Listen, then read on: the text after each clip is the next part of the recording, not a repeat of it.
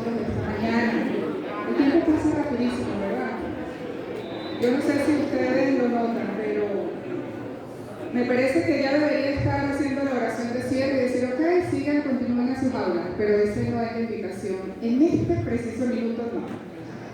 Quiero sí invitarlos a orar una vez más para que entremos en el tema y aprovechemos al máximo estos minutos que nos quedan. Allí donde están, calladitos así, como los puedo ver, vamos a cerrar los ojos y vamos a conectarnos con el Dios Todopoderoso.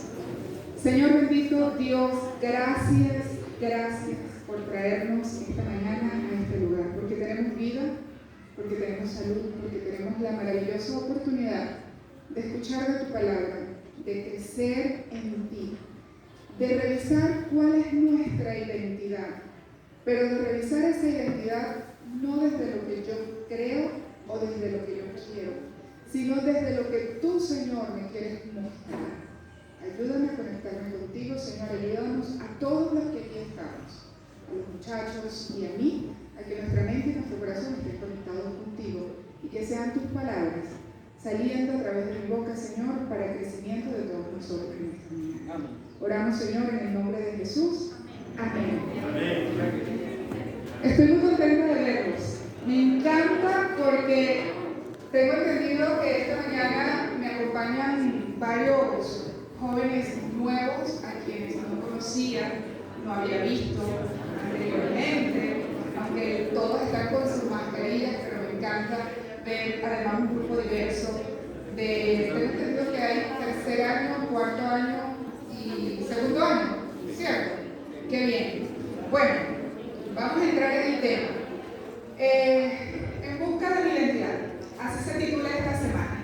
Hemos tenido temas maravillosos. Más adelante les voy a comentar rápidamente de qué tratamos el lunes y el martes para que ustedes tengan un poco esa noción y esos elementos clave y esos mensajes clave que quiero que ustedes se lleven también a casa para que sigan reflexionando y meditando en ellos. Como les he dicho a sus otros compañeros, yo no vine acá para que ustedes me vean a mí y se queden con la charla que dio esta persona, sino para que ustedes se lleven el mensaje que Dios tiene para cada uno de ustedes, porque Dios es un Dios personal y quiere que tú escribas tu propia historia, pero con Él.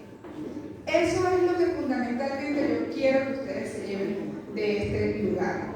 Hoy es nuestro tercer día y el tema que vamos a revisar en esta mañana lo he titulado ¿De qué te vales tú para ganar un beneficio? ¿De qué te vales tú para beneficiarte de algo? ¿Qué haces? ¿En qué fundamentas tu decisión cuando quieres lograr un beneficio? ¿Cuántos de ustedes conocen de Dios? A ver, levanten la mano. ¿Cuántos de ustedes conocen de Dios? ¿Qué? Ustedes escucharon que yo soy periodista, no me gusta hacer preguntas, pero no me gusta que interactúen conmigo. ¿Y cuántos de ustedes conocen a Dios? ¿Es la misma pregunta que acabo de hacer? Son dos preguntas totalmente diferentes. ¿Por qué? ¿Por qué ustedes creen que son preguntas diferentes? ¿Cómo cambian las preguntas solo por una o dos letras? La primera pregunta es, ¿cuántos de ustedes conocen de Dios? Y yo creo que la gran mayoría de los que estamos acá pudiéramos sentirnos confiados de levantar la mano, porque alguna vez hemos escuchado hablar de Dios, ¿sí o no?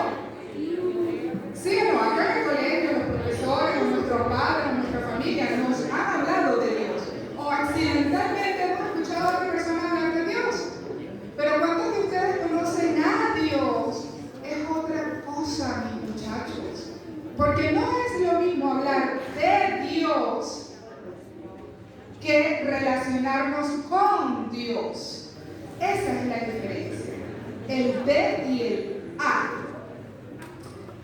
Tengan presente que hablar de no es relacionarnos con. El hablar, lo primero, suele ser algo a veces más como que rápido, más fugaz, más hola, ¿cómo te va? ¿Cómo estás? Chévere. Pero cuando tú te relacionas con alguien, implica de ti y de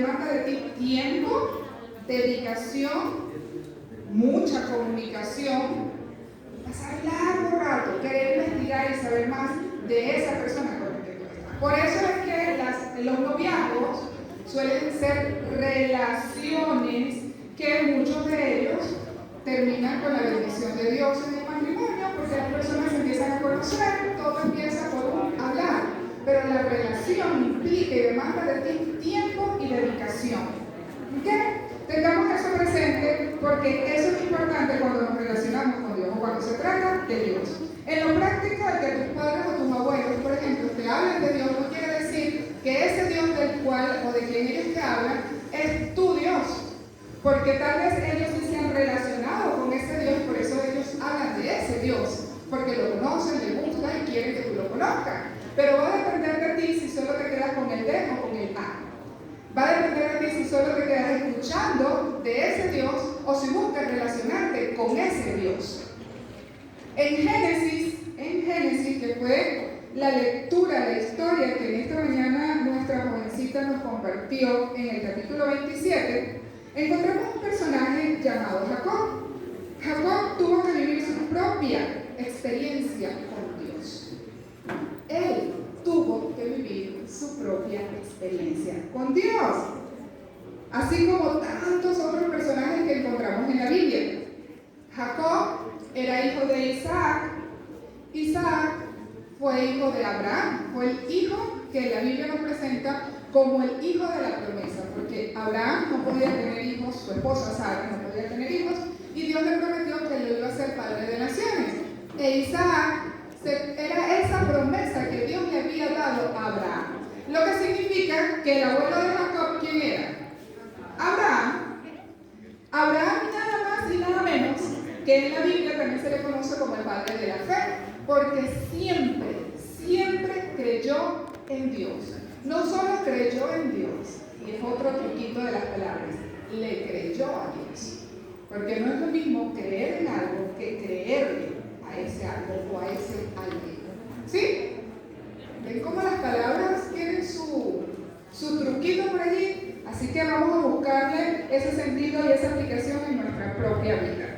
Les comentaba esto porque se pudiera decir que en la casa de Jacob, entonces, si su papá era Isaac, hijo de Abraham, que era el padre de la fe, que creían en el Dios todopoderoso, el Dios creador, el Dios salvador, el Dios que le había dicho a Abraham: vete de tu tierra y de tu parentela, porque te haré padre de naciones y te daré una tierra y una heredad, pero gigantesca. Ese Dios, seguramente, Jacob había escuchado muchas veces en casa hablar de ese Dios. Pero como les dije anteriormente, él tuvo que vivir su propia experiencia con Dios. Jacob hizo algo terrible. Y allí es donde quiero que nos detengamos esta mañana, para que nosotros hagamos esto práctico. Yo no vine solo a contarles una historia. Las historias son importantes, más en la Biblia, pero cuando las hacemos prácticas. Porque todo esto que está acá es para darnos enseñanza a nosotros y saber y descubrir cómo lo que aquí está aplica en mi vida. ¿Qué me funciona? ¿Cómo me funciona? ¿Y cómo puedo yo mejorar mi vida en función a lo que Dios ya me dejó por escrito acá en el manual de instrucciones? Este es nuestro manual, muchachos. Por eso es que estamos haciendo esta semana de oración. Jacob hizo algo terrible. Engañó a su padre. Yo le voy a preguntar aquí cuántos de ustedes han engañado a sus padres. Yo creo y espero con la ayuda del Señor que ninguno haya experimentado esa situación. ¿Cómo así? Vamos a confiar en Dios, y si lo han hecho, por favor revisen. Revisen si han engañado a sus padres, eso a la luz de lo que en esta mañana estamos justamente presentando. Jacob hizo algo terrible y le voy a pedir que por favor presten atención acá. Engañó a su padre, que en su vejez había quedado ciego. Eso lo dice Génesis 27 en el versículo 1. Dice que Jacob ya estaba entrada en su vejez y sus ojos se habían oscurecido, había perdido la vista. Entonces Isaac, el papá de Jacob, solo le quedaba el oído para poder identificar quiénes eran los que estaban con él y hacer las cosas, pues, y vivir, seguir con la vida que le tocaba en ese entonces. En este momento, Jacob le hizo creer que él era su hermano mayor, que se llamaba Esaú. Habían dos hijos de Isaac: Esaú, el hermano mayor, y Jacob. Esto lo hizo Jacob con un propósito: buscaba un beneficio. Su beneficio era recibir la bendición como primogénito, una bendición que tradicionalmente en la cultura era importantísimo que tú como primogénito recibieras la bendición de tu padre, porque tú recibías no solo la bendición espiritual, la bendición de Dios, sino también las bendiciones físicas, porque heredabas los sirvientes, las tierras, todas las ganancias, toda una serie de situaciones. Entonces eso te ponía en un mejor estatus social. Por eso la primogenitura era una gran bendición y era muy añorado dentro de las familias por saber quién iba a ser el primer hijo de esa familia para heredar esto. En este caso, el hombre. Vamos a ver, en Génesis 27, bueno, yo quería proyectarlo acá. Si alguno de ustedes tiene Biblia, por favor saquen y vamos a revisarlo. En el capítulo 27, del 18 al 27, vamos a leer rápidamente, yo lo voy a buscar acá, porque esta parte de la historia nos va a responder una serie de interrogantes que nosotros mismos y una situación que nosotros mismos debemos evaluar. Génesis capítulo 27, y vamos a leer juntos, van a seguir conmigo la lectura del versículo 18 en adelante. El versículo 18 fue justo el último versículo que leyó la compañerita de ustedes y de nosotros, en general, que pasó acá enfrente. Dice así, en capítulo 27, vamos a leer desde el 18, desde el versículo 18. ¿Lo tenemos? Ok, leemos entonces, dice así. Entonces este fue a su padre y dijo, este se refería a Jacob: Padre mío. Isaac respondió: heme aquí. ¿Quién eres, hijo mío? Fue la primera pregunta que le hizo Isaac a este hijo. ¿Por qué? Porque era ciego. ¿Sí? No sabía, no estaba claro, tenía la duda. Y le pregunta: ¿quién eres, hijo mío? Y Jacob dijo a su padre: yo soy Esaú, tu primogénito. Engaño descarado, vamos a dejarlo hasta descarado, delante de su padre. Continuamos leyendo. He hecho como me dijiste, levántate ahora y siéntate y come de mi casa, para que me bendigas. Entonces Isaac dijo a su hijo: presten atención a las palabras de Isaac, del padre. ¿Cómo es que la hallaste tan pronto, hijo mío? Y él respondió: porque Jehová tu Dios hizo que la encontrase delante de ti. No solo estaba engañando a su papá, sino que estaba poniendo también a Dios, usando en vano el nombre de Dios para sustentar su gran engaño, su gran mentira, su gran falta delante de su padre. Qué delicado es esto, muchachos. Entre líneas, cuando leemos esta historia, pareciera que no lo podemos pasar por alto.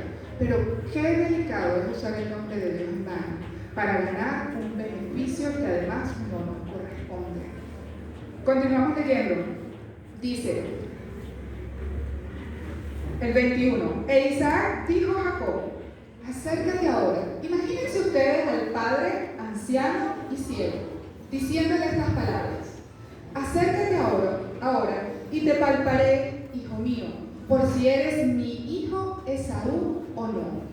En Isaac seguramente había una vocecita inquietándolo que lo hacía dudar de que fuera realmente su primogénito. Y por eso él insistía de distintas maneras, preguntándole o llevando a este hijo Jacob a ciertas situaciones comprometedoras que eran la oportunidad de oro de Jacob para echarse para atrás y reconocer que estaba en una falta grave, porque sí tuvo la oportunidad o no. Se le estaba dando a su padre Isaac, cada vez que le hacía algunas preguntas o algún comentario, la oportunidad de que él se reconociera que verdaderamente no era Esaú?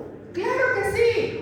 De hecho, en ese momento y durante ese diálogo, Jacob tenía la oportunidad de decir la verdad por amor a su padre y sobre todo por amor a Dios. Pero había un problema. Aun cuando Jacob había escuchado en su seno familiar hablar de Dios, no tenía una relación tan estrecha con Dios. Porque cuando nosotros en ese momento específicamente, o en un momento difícil donde se ve comprometida nuestra bienestar y sobre todo nuestra relación, ¿cómo me ve Dios? En ese momento, si las preguntas no te hacen reflexionar y pensar, ¿cómo me ve Dios y qué espera Dios de mí de acuerdo a la decisión que yo tome en este momento? Si esa vocecita tú la pasas por alto, quiere decir que tu relación con Dios está en silencio en ese momento. Yo no sé si cuando niño la relación de Jacob con Dios era mucho más estrecha, pero acá en la Biblia, en esta historia y en esta parte, me está dando evidencias de que en ese preciso momento la relación de Jacob con el Dios de sus padres no era o no estaba tan estrechamente. Es decir, Jehová estaba ausente de este escenario en la vida de Jacob para seguir manteniendo un engaño tan terrible. Continúa leyendo en el versículo 22 y dice: y se acercó Jacob a su padre Isaac, quien lo palpó y dijo: la voz es la voz de Jacob, pero las manos de Esaú. ¿Por qué las manos eran de Esaú?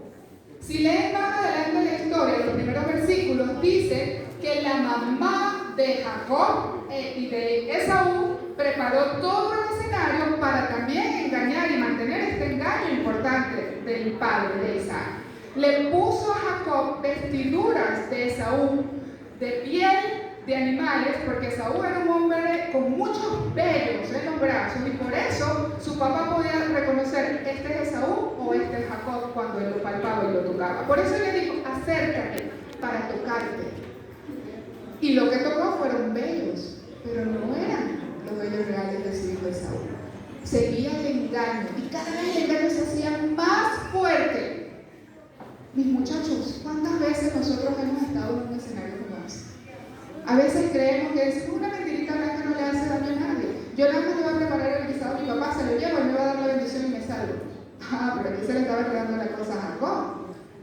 Porque Dios estaba usando a Isaac para darle la oportunidad a ese muchacho de que reconociera cuál era el engaño, qué era lo que él estaba haciendo, y se diera cuenta de que lo que estaba haciendo no agradaba a Dios, porque estaba buscando un beneficio que no le pertenecía, sobre todo en ese momento. Quiero terminar los versículos cuando dice el 23, y no le conoció Isaac, porque sus manos eran vellosas como las manos de Esaú, y le bendijo. El 24, y dijo, esta es la última pregunta que voy a destacar de este texto. Palabra de Isaac: ¿eres tú mi hijo Esaú? ¿Recuerdan la primera pregunta que le hizo Isaac a Jacob en el verso 18?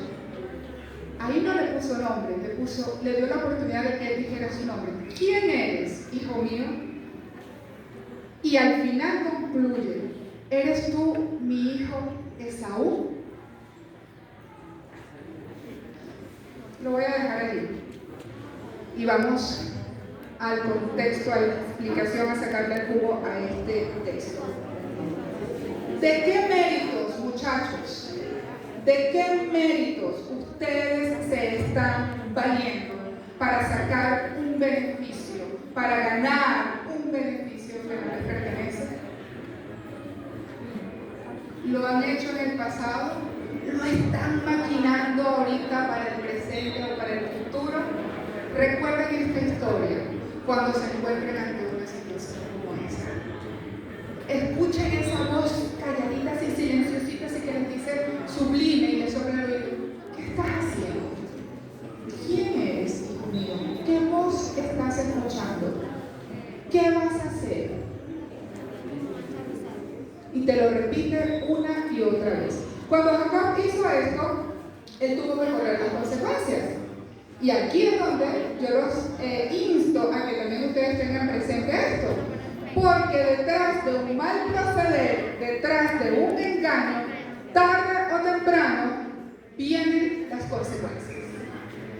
Tarde o temprano vienen las consecuencias.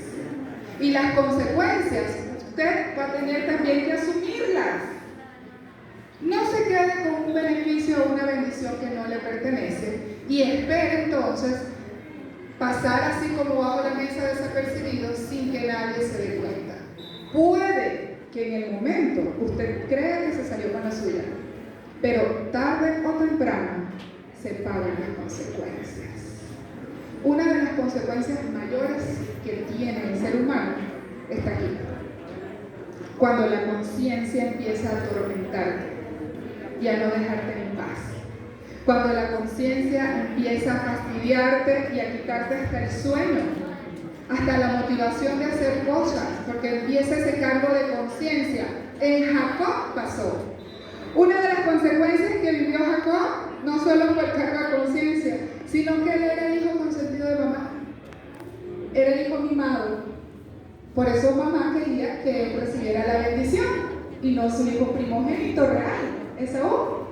Y la consecuencia que pasó es que como ahora había engañado a su padre, él sabía que cuando su hermano Esaú se enterara, iba a hacer una fiesta. Sabía que su hermano se iba a enojar mucho. Y se enojó a tal punto que dice la Biblia que quería hasta matarlo, porque le había robado la primogenitura. Jacob se asustó, su mamá se asustó y le dijo: ven, recoge todo y vete antes de que llegue tu hermano Esaú porque te va a hacer daño. Y desde ese entonces Jacob se tuvo que ir y separarse de su mamá. Su mamá, que tanto amaba a Jacob, tuvo que ver ir a su consentido. No porque se iba a la universidad, a hacer carrera, a seguir superándose en la vida, sino se fue huyendo porque había tomado una mala decisión. Me pregunto, y por favor, estas preguntas, aunque yo me las hago, se las pongo serviditas en bandejas para ustedes, muchachos. ¿Estás atravesando tú por la consecuencia de algo tuyo que ya hiciste? Hay voces que te invitan a hacer cosas que no son correctas. La voz que invitó a Jacob a hacer esta cosa, tristemente vino de la voz de su mamá, que fue un instrumento de algo mucho más grande que está detrás, que busca siempre querer hacernos el mal disfrazado de bien. Jacob escuchó la propuesta de su mamá para engañar a su papá y él lo hizo. ¿Qué voz estás escuchando tú que te invita a hacer cosas que no son correctas? Presta atención. ¿En dónde estás poniendo tu confianza? Y recuerda esta pregunta que leímos hace un ratito en la Biblia. ¿Eres tú, hijo mío? En la charla del lunes, les dije que les iba a comentar rápidamente este breve resumen. En la charla del lunes, revisamos en qué o en quién pones tu confianza.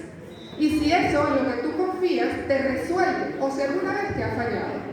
E incluso revisamos si Dios, si era tu opción o una de tus opciones en lo que tú creías, si tu Dios alguna vez te había fallado. Algunos dijeron que sí. Yo dije que sí en el pasado. El Dios en el que yo creía me falló, pero no era este mismo Dios, porque el Dios que representa en la Biblia nunca falla. Este Dios nunca falla.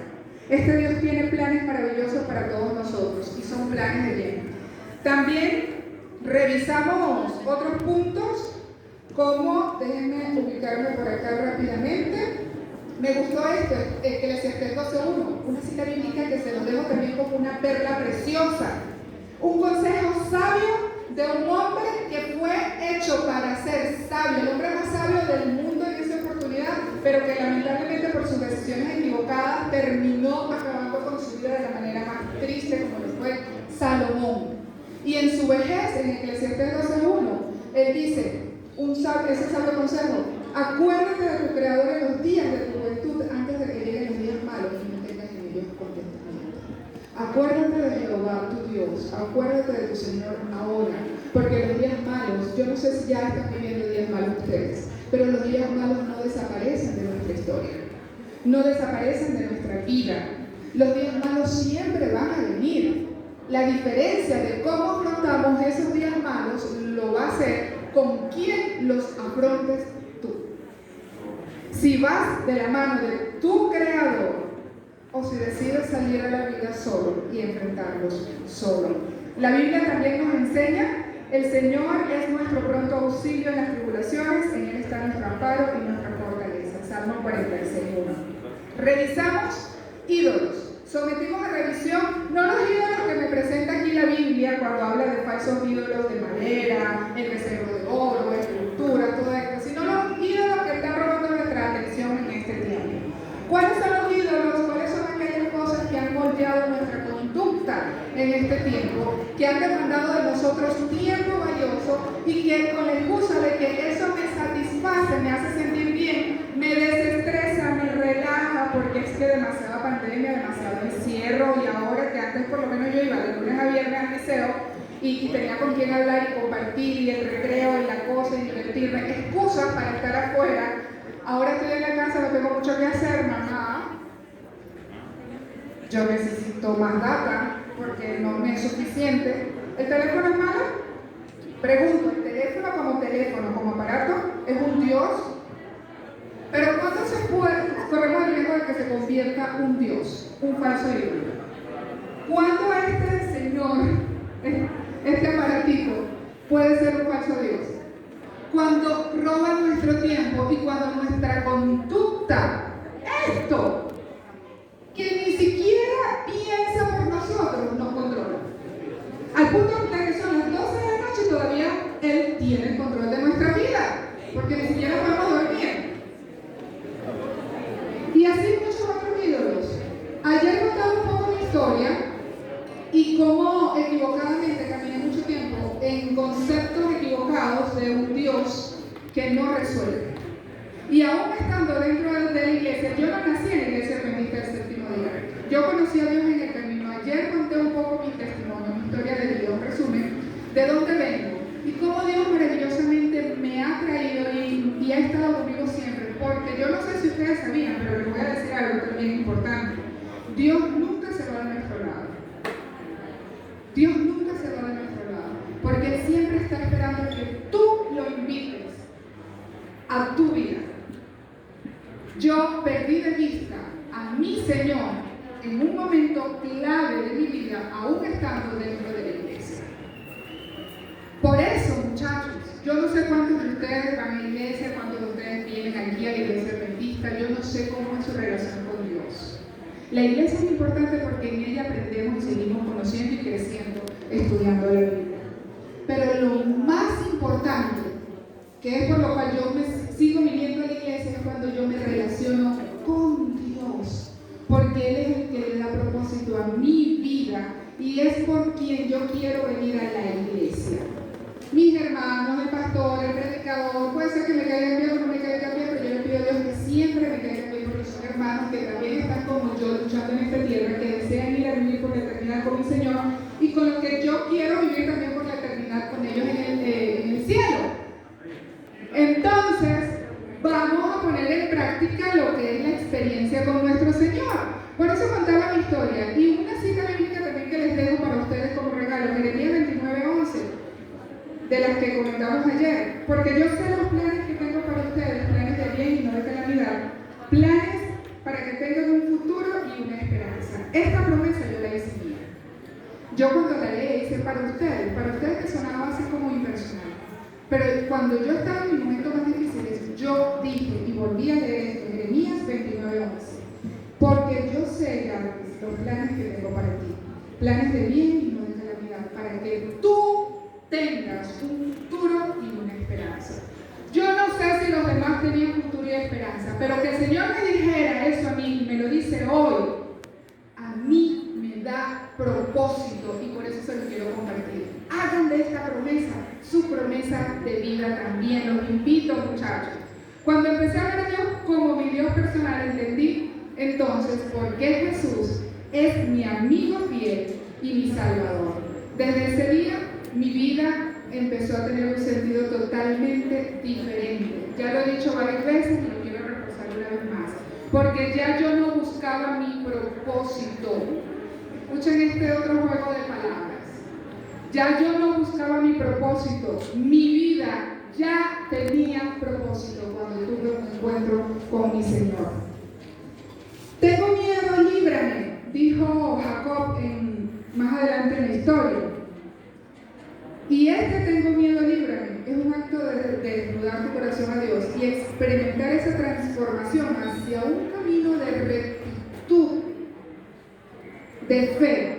Porque estás diciéndole al Señor, Señor, no puedo, este mundo me amenaza, esta situación me amenaza. Sí, hice algo malo, porque tienes que reconocer lo que hiciste delante de la presencia de Dios. Pero por favor, tú estás por sobre todo. Ayúdame porque yo no sé cómo salir de esto. He hecho cosas que no te agradan, pero necesito paz y solo tú puedes hacerlo. Cuidado con buscar esas vías de escape que terminan robando tu voluntad. Cuidado. Jacob sabía de Dios, como les dije, por su familia, pero solo en su momento más estremecedor fue cuando él verdaderamente logró tener esa relación con Jehová. ¿Qué tanto conoces tú al Dios de la Biblia? Somete esa pregunta para tu propia vida así personal. ¿Qué tanto conoces tú a Dios de la Biblia? Ese mismo Jesús, el mismo Dios que se encarnó en nuestro Señor Jesús, es real. ¿Qué te detiene para hacerlo tu Señor o tu Dios personal? ¿Cuál fue la actitud de Jacob cuando él tuvo miedo? Él reconoció, dijo, tengo miedo. ¿Qué vino después? ¿Cuál fue la palabra siguiente? Líbrame, ayúdame, sálvame. Esa sola palabra implica reconocimiento de que tú solo no puedes nada, de que tú necesitas a alguien superior que lo puede todo. No cosas momentáneas que te dan soluciones momentáneas, sino cosas duraderas que marcan y definen esto maravilloso que estamos a lo largo de esta semana revisando, que es identidad. Se llama Jesucristo, se llama Dios, que es uno con Cristo. Así que vemos la necesidad de perdón y protección en Jacob, en la historia más adelante, cuando lucha de hecho con Dios y dice en Génesis 32, eso se lo dejo como tarea: no te dejaré, no te soltaré si no me bendices.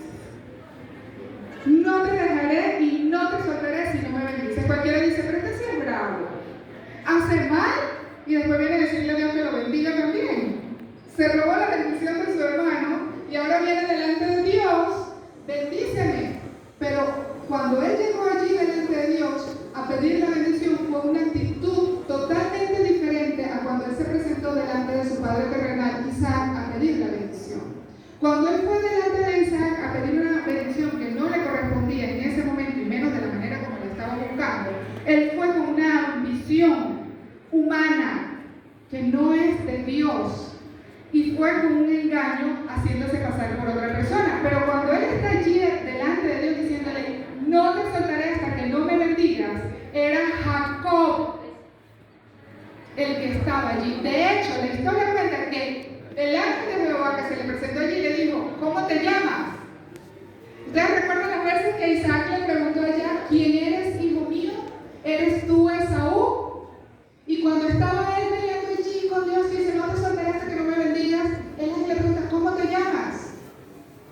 Y él respondió, Jacob. Con toda la vergüenza, con todo el dolor del alma, con toda la inquietud que podía sentir, el cargo de conciencia, todo, reconoció quién era. Y eso tiene mucho valor cuando nosotros vamos delante de la presencia de nuestro Señor. Porque así nos quiere Dios, que vengas tal cual como eres, para que entonces Él haga maravillas de tu vida y sea Él quien escriba tu historia contigo. desde ese momento, la historia de Jacob empezó a tener un cambio impresionante. No es que no había dificultades, pero lo que hacía la diferencia es que ahora las dificultades no las afrontaba él solo ni salía corriendo huyendo. Él le decía a Dios: líbrame, ayúdame. Y Dios le decía: yo estaré contigo, yo voy contigo, confía, vamos hijo, vamos. Y así lo llevó, y la bendición que le había dado a Abraham, la promesa, se la pasó a Isaac y la heredó Jacob, pero porque Jacob reconoció delante de Dios que él era nada sin Dios. La relación se estrechó a un punto extraordinario. Y aquí ya quiero cerrar y concluir. Sé que tienen exámenes, de hecho. Espero que su mente haya estado esta mañana conmigo en este tema. Y ahora, después que oremos, se cambia a la materia que van a presentar. Más adelante vemos entonces allí la necesidad de perdón y de protección, como les dije, de Jacob. Y Jacob recibió esa bendición de Dios, una bendición que sí valía la pena. ¿Quieres tú recibir esa misma bendición del Dios todo creador? ¿Ustedes recuerdan las veces que Jacob tuvo para decir la verdad y no la reconoció? Yo no te conozco. Mi querido amigo, quiero tu atención. Si te perdiste de algo a lo largo de esta charla, en este preciso momento, estos últimos 2 minutos que quiero de ustedes, quiero que escuchen esta parte. Yo no te conozco. Yo no sé ni siquiera de dónde vienes. Yo no sé cómo vives. Yo no sé cómo te sientes. Yo no sé qué sueñas, qué anhelas. Yo no sé qué te amenaza. Ni siquiera tengo la posibilidad de resolver tus problemas. Yo no. Pero Dios sí.